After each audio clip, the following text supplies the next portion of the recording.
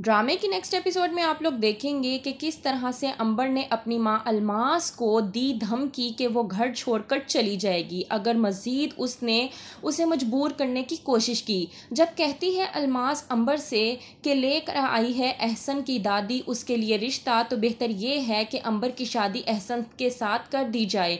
लेकिन अंबर को ये बात बिल्कुल भी पसंद नहीं आती।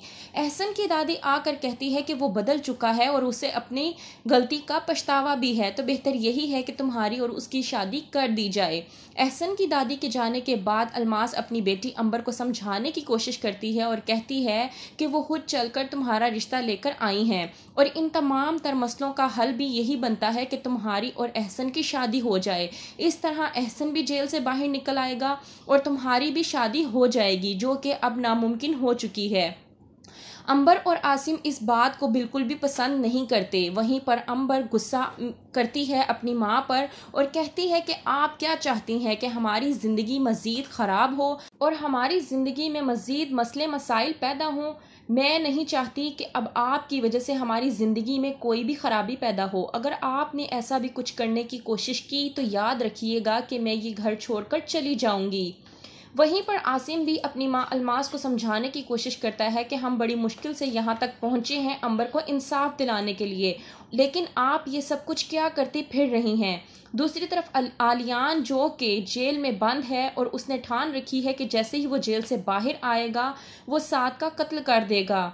वहीं पर सुम्बुल अपने भाई आसिम से बात करने की कोशिश करती है और कहती है कि आली का जेल में ही रहना बेहतर है, क्योंकि अगर वो बाहर आया तो मैं जानती हूँ कि वो साद को कत्ल कर देगा और मैं ऐसा नहीं चाहती, क्योंकि अगर ऐसा हुआ तो फिर सारी ज़िंदगी उससे जेल में ही रहना पड़ेगा। दूसरी तरफ जाता है एहसन का वालिद एहसन से मिलने के लिए जेल में और जाकर बताता है कि उसने कुछ प्लानिंग की है उसे जेल से बाहर निकालने के लिए और अब कोई रास्ता नहीं बचता सिवाय इसके कि उसकी अंबर के साथ शादी कर दी जाए।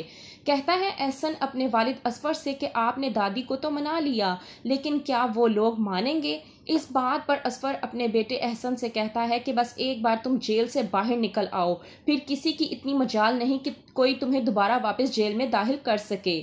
दूसरी तरफ अलमास जाती है आबदा के पास और जाकर गुस्से में बहुत कुछ कह डालती है और कहती है कि मैं ये तो जानती थी कि तुम्हारा बेटा किस तरह का है, लेकिन मैं ये नहीं जानती थी कि उसने निशा को इस तरह से टॉर्चर कर करके मार दिया।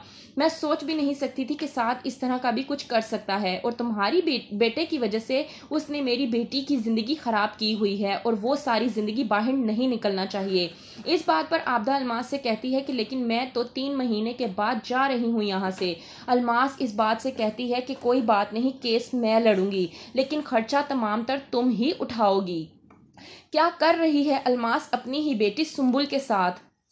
क्या जब सुम्बुल को इस बारे में पता चलेगा कि उसकी माँ ने क्या किया है तो क्या वो अपनी माँ को माफ़ कर पाएगी? क्या होगा आगे? मज़ीद जानने के लिए देखते रहिए ड्रामा सीरियल दाव।